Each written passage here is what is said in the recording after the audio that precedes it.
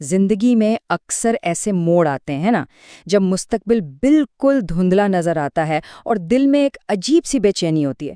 کبھی سوچا ہے کہ اس غیر یقینی کے طوفان میں سکون اور تحفظ کا احساس کیسے پایا جا سکتا ہے؟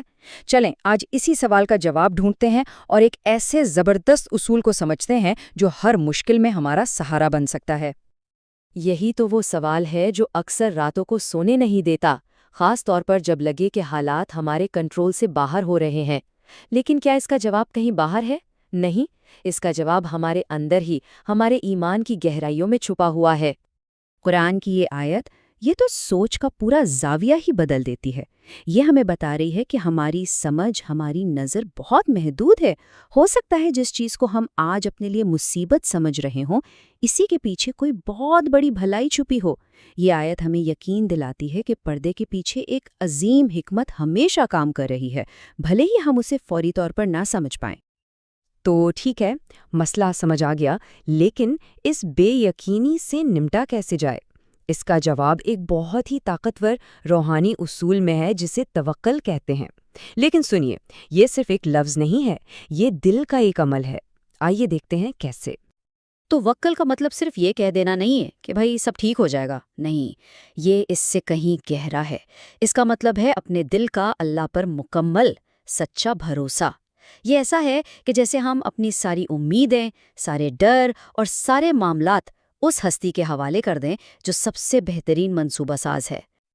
اور اس کی اہمیت کا اندازہ اس بات سے لگائیں کہ عظیم اسکالر ابن القیم نے توکل کو آدھا دین کہا ہے۔ آدھا دین مطلب یہ ایمان کا کوئی چھوٹا موٹا حصہ نہیں، بلکہ یہ وہ ستون ہے جس پر ہماری پوری روحانی عمارت کھڑی ہے۔ ذرا تصور کریں کہ ایک اندھیرے راستے پہ کھڑے ہیں، آگے کچھ نظر نہیں آ رہا۔ توکل وہ یقین ہے جو کہتا ہے کہ فکر کی بات نہیں، راستہ بنانے والا ساتھ ہے۔ یہ اپنے سارے بوجھ اس ذات کے سپرد کر دینا ہے جو ہر راستے کو جانتی ہے، اور یہ بھروسہ رکھنا ہے کہ وہ ہمیں کبھی تنہا نہیں چھوڑے گا۔ اچھا، لیکن یہ توکل اپنے اندر پیدا کیسے کیا جائے؟ اس کے لیے خود سے صرف 2 سوال پوچھنے ہیں۔ پہلا، میں اپنے رب کو کتنا جانتا ہوں؟ دوسرا، میرا اس کے ساتھ تعلق کیسا ہے؟ جتنا زیادہ ہم اللہ کی صفات کو سمجھیں گے کہ وہ الرزاق ہے، روزی دینے والا، وہ الوکیل ہے، کام بنانے والا، اتنا ہی اس پر ہمارا بھروسہ مضبوط ہوتا چلا جائے گا۔ اور اگر مثالیں دیکھنی ہوں تو تاریخ ایسی لازوال داستانوں سے بھری پڑی ہے۔ ذرا حضرت ابراہیم علیہ السلام کا تصور کریں، آگ کے شعلوں میں پھینکے جا رہے ہیں اور زبان پر کیا ہے؟ حسبی اللہ و نعم الوکیل، میرے لیے میرا اللہ ہی کافی ہے۔ یا اس ماں کے دل کو سوچیں جس نے اللہ کے حکم پر اپنے ننھے سے بچے کو دریا کی موجوں کے حوالے کر دیا۔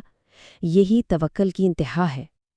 ٹھیک ہے، تو قلب تو دل کا معاملہ ہے، لیکن کیا اس کی نشانیاں ہمیں اپنے ارد گرد اس کائنات میں بھی نظر آتی ہیں؟ جی بالکل۔ آئیے اب ذرا دل سے نکل کر باہر کی دنیا پر نظر ڈالتے ہیں اور دیکھتے ہیں کہ آسمان اور زمین ہمیں اللہ کی قدرت کے بارے میں کیا سکھا رہے ہیں۔ قرآن کی ایک پوری سورت کا نام ہی الرعد یعنی گرج ہے۔ اس میں اللہ تعالیٰ ہمیں آسمان کی ایک ایسی نشانی پر غور کرنے کی دعوت دیتا ہے جسے ہم سب نے دیکھا ہے، بجلی۔ لیکن کیا یہ صرف روشنی کا ایک جھماکہ ہے؟ نہیں، قرآن کہتا ہے کہ اس میں خوف اور امید دونوں چھپے ہیں۔ سوچئے، جب بجلی کڑکتی ہے تو ایک لمحے کو دل میں اس کی طاقت کا خوف پیدا ہوتا ہے نا؟ لیکن ساتھ ہی یہی بجلی اس بارش کی امید بھی دلاتی ہے جو سوکھی زمین کو زندگی بخشتی ہے۔ بالکل یہی تعلق ہمارا اللہ سے ہے، اس کی عظمت کا خوف اور اس کی رحمت کی امید۔ یہ دونوں جذبات مل کر ہی ایمان کو مکمل کرتے ہیں۔ اسی سورت الرعد میں اللہ تعالیٰ ہمیں ایک اور زبردست مثال دیتا ہے، پانی اور جھاگ کی۔ یہ ایک ایسی تمثیل ہے جو حق اور باطل یعنی سچ اور جھوٹ کے فرق کو ہمیشہ کے لیے ہمارے ذہنوں میں واضح کر دیتی ہے۔ دیکھیے یہ مثال کتنی گہری ہے۔ پانی جو زندگی کی علامت ہے، وہ سچائی اور وحی کی طرح ہے، یہ زمین میں ٹھہر کر فائدہ پہنچاتا ہے۔ اور جھاگ وہ باطل کی طرح ہے جو پانی کے اوپر شور مچاتا ہے، بہت نمایاں لگتا ہے، لیکن اس کی کوئی حقیقت نہیں ہوتی، وہ جلدی ختم ہو جاتا ہے۔ پیغام بالکل صاف ہے، جو چیز باقی رہنے والی اور فائدہ دینے والی ہے وہ صرف اور صرف سچائی ہے۔ تو ہم نے توکل کی طاقت کو سمجھا، کائنات میں اللہ کی نشانیوں پر غور کیا، لیکن اب سوال یہ ہے کہ کیا کوئی ایک ایسی چیز ہے، ایک ایسا فارمولا جو ان تمام تصورات کا نچوڑ ہو، ایک ایسا روحانی قلعہ جو ہمیں ہر طرح کے خوف اور خطرے سے بچا سکے؟ جی ہاں، وہ ذریعہ بالکل موجود ہے، اور وہ ہے قرآن پاک کی سب سے عظیم، سب سے طاقتور آیت، آیت الکرسی، یعنی عرش والی آیت۔ اور اس کی عظمت کی گواہی کسی اور نے نہیں بلکہ خود اللہ کے رسول صلی اللہ علیہ وسلم نے دی ہے۔ جب ان سے پوچھا گیا کہ اللہ کی کتاب میں سب سے عظیم آیت کون سی ہے تو انہوں نے فرمایا آیت الکرسی۔ اس سے بڑی سند اور کیا ہو سکتی ہے؟ آخر اس ایک آیت میں ایسی کیا خاص بات ہے؟ بات یہ ہے کہ یہ توحید کا مکمل خلاصہ ہے۔ یہ ہمیں بتاتی ہے کہ ہمارا رب کون ہے۔ وہ الحیو ہے، ہمیشہ سے زندہ اور ہمیشہ زندہ رہنے والا۔ وہ القیوم ہے، جو پوری کائنات کو تھامے ہوئے ہے۔ اسے نہ اونگ آتی ہے نہ نیند۔ زمین و آسمان کی کوئی چیز، کوئی ذرہ اس کے علم سے باہر نہیں۔ اس ایک آیت کو سمجھ کر پڑھنا پوری کائنات کے مالک کی عظمت کو دل میں اتارنے جیسا ہے۔ تو اب سوال یہ ہے کہ اس عظیم خزانے سے ہم اپنی روزمرہ کی زندگی میں فائدہ کیسے اٹھائیں؟